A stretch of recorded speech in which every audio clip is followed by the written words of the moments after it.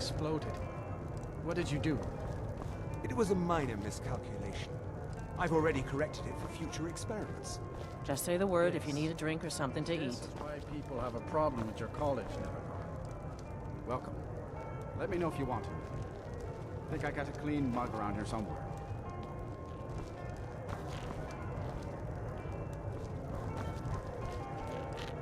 Well, I'm at a loss. None of this makes a damn bit of sense. I understand. True, very true. But the Autumn Gale was an exception. 77 times it swam through the Sea of Ghosts, safely to the northern shore. 77 times through mighty storms and restless seas.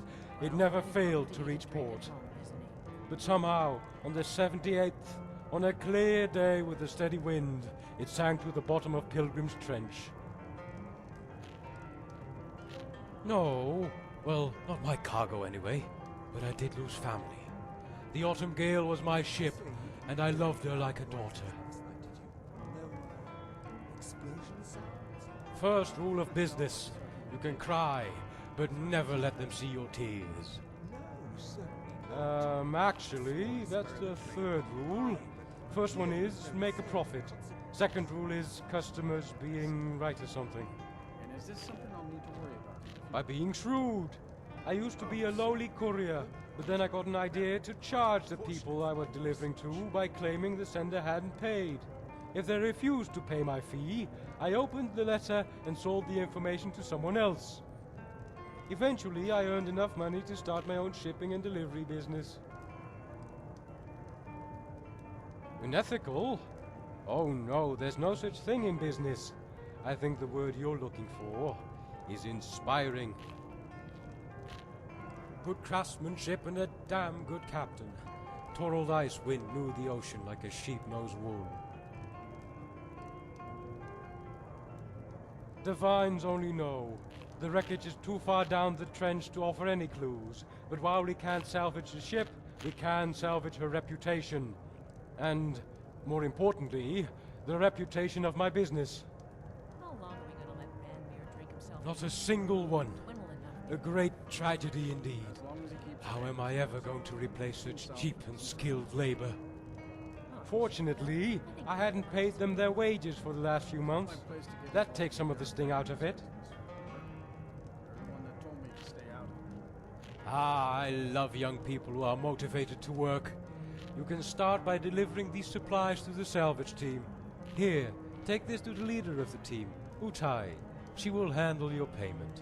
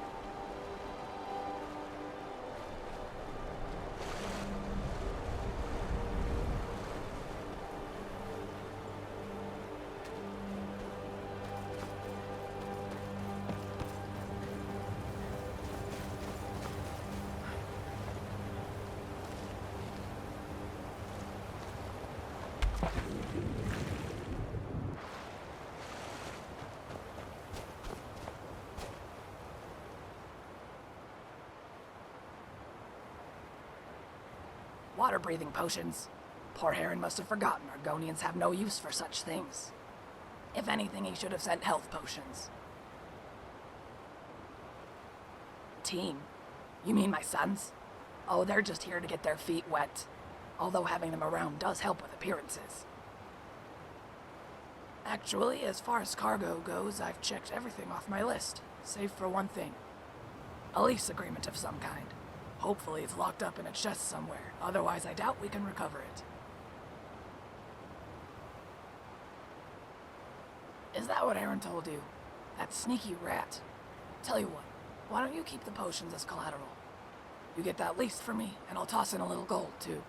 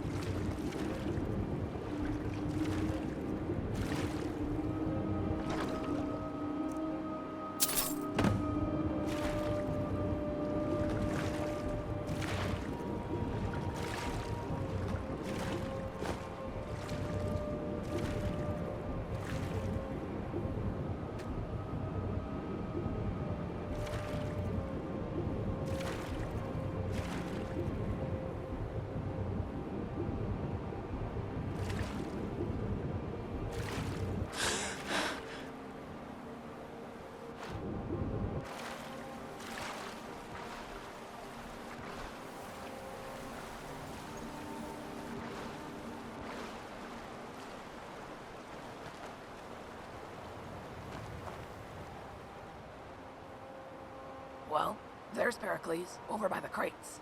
He's talented, but lazy. But it's hard to build a work ethic when everything comes easy. Bluethroat is the middle child.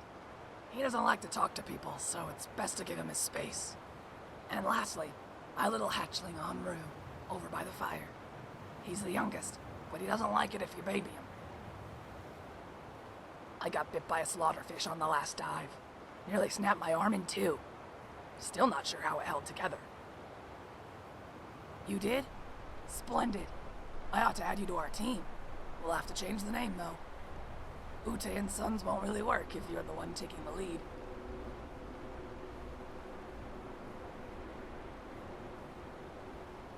It does, although I can't say there's any truth in the word amazing.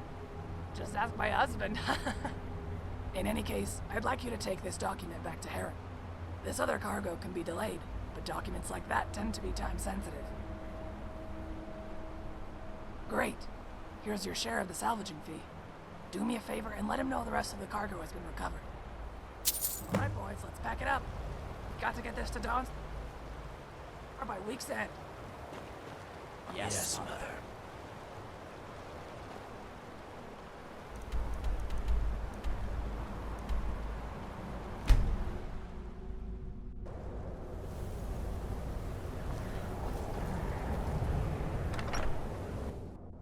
Don't worry, lad. Let me The know if Autumn you need Gale anything. never fails to Take a seat deliver. by the fire and That's send a someone over. promise. The Autumn Gale is at the bottom of the ocean. Who's to say the documents are even legible? Well, I never said they'd be in perfect condition. Although if you're unsatisfied, I may consider refunding a portion of the payment. And how are you going to refund my father's life? There's no amount of gold that can compensate me for that. Oh, right. In that case, I suppose I should just keep the gold then, with the terms of a contract being fulfilled and all. You greedy little snake! I'm going to tear the skin off of your skull! Hold that thought. It looks like my newest employee has returned. Hopefully you've brought some good news. Well, it's going to cost him, not me. Just hold on to it and let me work my magic. Well, lad, because you're such a valued customer, I went ahead and had my top agent expedite your request. Of course, there is a special fee that's part of our express delivery service. Fine. Once my father's name is cleared, you'll be paid in full. Just bill me with the details. But first, I want to verify the document. I'll deliver it personally. Well, is it true? Do you have the document? Is it signed by Ingrid? A few nobles from Solitude were out hunting and trespassed on my father's land. He mistook them for thieves and, well, things got bloody. One of the men was gravely injured. Now the other wants my father punished. That's up for debate. But if these men were trespassing, it will certainly help his case. It proves my father had a right to be on the land. He signed a lease with one of the Jarl's old thanes back when she was in court. A respected thane who moved to Hammerfell to help push back the Dominion.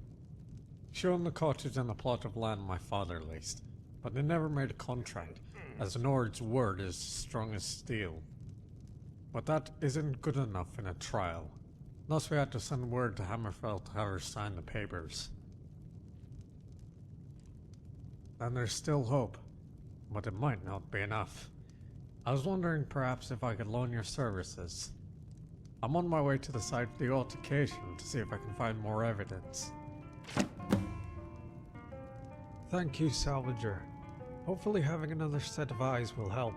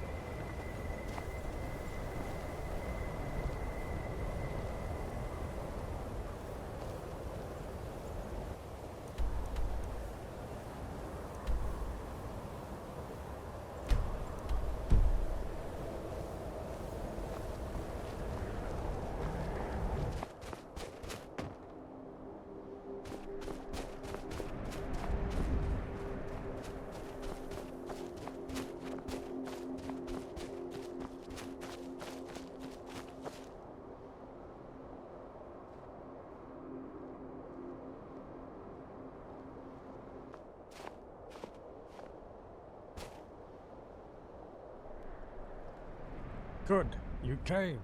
There's a lot going on here, but we need to find things that corroborate with my father's version of what happened. That's partly why you're here. I need an objective witness with no stake in either side. Not many people can find the place, to be honest, since it's not on any map. The only reason guards were able to arrest my father is because he was forced to spend the night in solitude. Not many people can find the place, to be honest, since it's not on any map. The only reason guards were able to arrest my father is because he was forced to spend the night in solitude. During the fight, the candle horn got knocked over. By the time the snow came, half the place was burned down, along with much of the evidence. Of course, my father said he was cooking dinner when he heard a commotion outside. The trespassers must have shot down the deer. Smelling my father's dinner, they offered to share the venison in exchange for a drink and a warm fire. On this much, both sides agree. But out here you can never be too careful. My father demanded the strangers to leave the property and take the deer with them. The strangers were insulted. In hindsight, my father should have shown more tact. Nobody likes to be called a thief. Eventually things got heated and shots were fired. These arrows are proof of that. My father ran inside and got his axe. There was a fight near the hearth when one of them knocked over a candle horn. When the fire started, everyone, including my father, fled. Given how detailed my father was, I wouldn't be surprised if your findings match his story.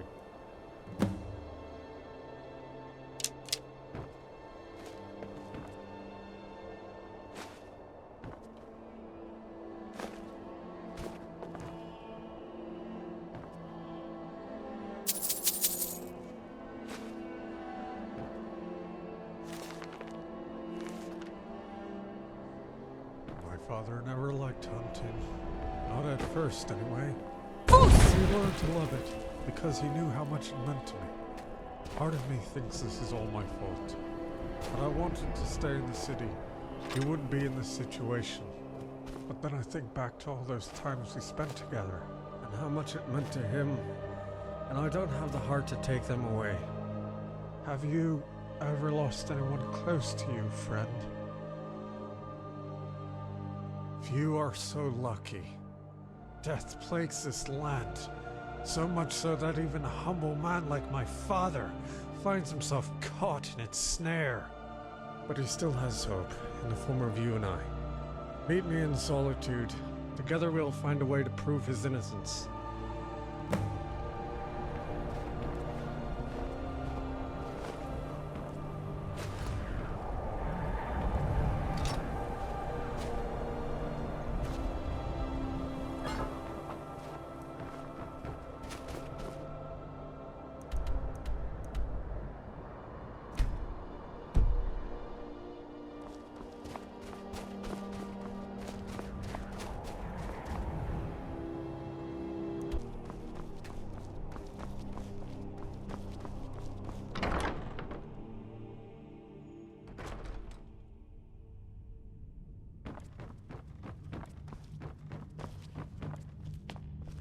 Praise the divines you're here. Come on, let me introduce you. I've got what I came for. I better get back to Dragonbridge. Further delay will not change the facts at hand. Mayor, if I may, the witness I spoke of earlier has arrived. Given she's examined the scene of the altercation, I'd like to have her cross-examined for Mir's testimony. Are you sure this witness of yours can be objective? I had the captain of the guard vet her, just as he did with your apothecary. Huh. We shall see. Vormir, there's still Please address time all to end questions this to the folly. steward. The Laser Demon proves you are trespassing. I think it's clear to both you and the court that it cannot be held accountable for your injuries. My Jarl, it is very noble of this man to defend his father's honor, and for that, he should be commended. Unfortunately, his contention that we trespassed on his father's property is simply not true. It is not trespassing if the man invites you into his home. You mentioned something that would convince us. Please proceed. Thank you, my Jarl. You see, my house Carl and I were hunting a deer when one of our stray shots happened to hit this man's cottage. An unfortunate accident, but nothing particularly damaging to the woodwork.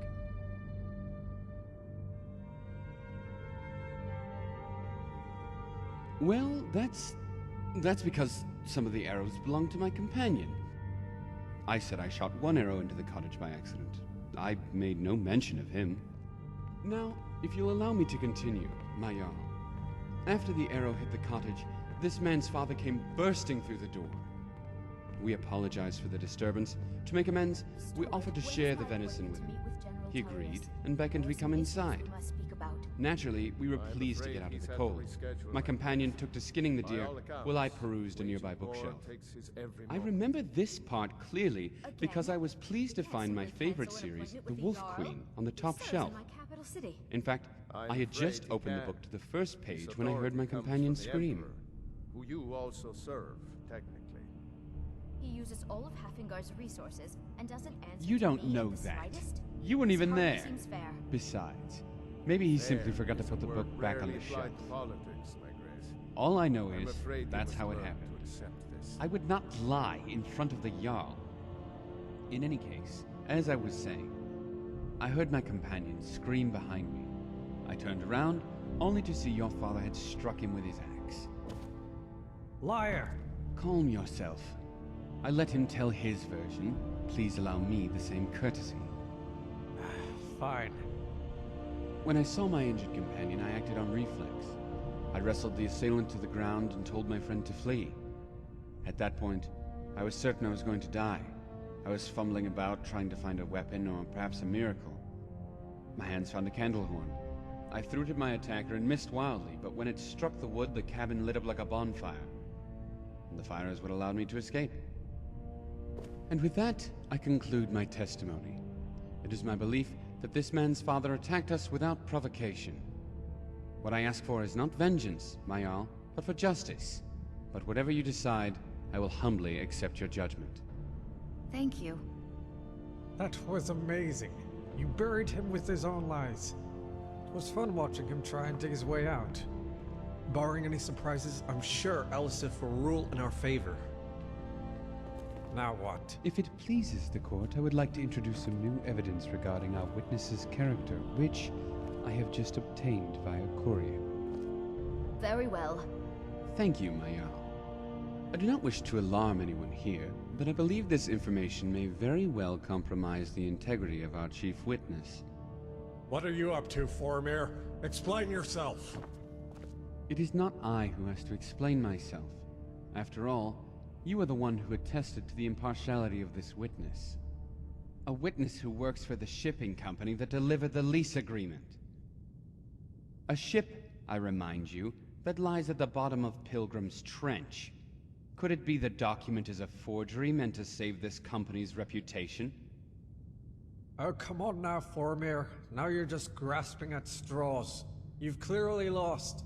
Be thankful you and your companion escaped with your lives. Curse you! I will do no such thing. My honor demands justice. I request a trial by combat. Now why would I do that? I'm not going to risk my father's life when the Jarl is minutes away from granting him a pardon. Huh, I thought for sure you would take that bait. But I won't stand here and give you the satisfaction of winning this trial. I'm dropping the charges. You're what? But why? What's your game? Simple. If I allow Elisif to rule in your favor, that means I'll have to defy her will to get my way. You're a stubborn fool, Formir. But fine. I'd rather not leave it up to the Jarl either. Then we're agreed. I apologize for wasting the court's time. We will handle this matter internally. Good. You're dismissed. Why, Julianus, you did it. You saved my father's life. Yes, and the fact that the Jarl never made a decree means that there will be no record of this trial. Still, it will be a while before it's forgotten, and time will only weaken his case. We celebrate! I'm sure the first night outside of the dungeon, even the tavern will feel like Sovngarde itself. As for you, here, It's a piece of armor that saved my own life more times than I care to count. It may not be better than what you have, but it's important to me that you have it. Now, I'm off to meet my father. I didn't have anything specific planned, but I'll just order a pint of mead and let it take care of the rest. I have nothing to say to you. Impartial witness. I'd Be sooner quick. have Gallna I have little patience for Stonefist mundane serve as the concerns. key I don't witness to abide fancy Torig's flaws, murder. but you look like you might. I hear Radiant Raymond's is a large. We got warm food, warm drinks, and warm beds. You're more than welcome to upgrade that armor I gave you, but it's enchanted, so you'll need to know how to forge magical items.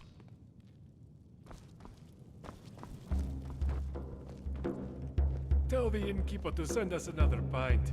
My son and I are celebrating. Those hunters had no business being at the cottage.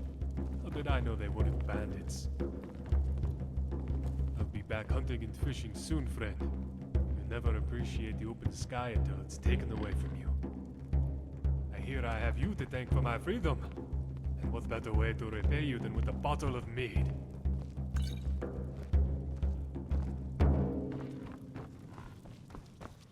Thank you again for helping secure my dad's freedom. Welcome to the Winking Skeever, friend. For the age of a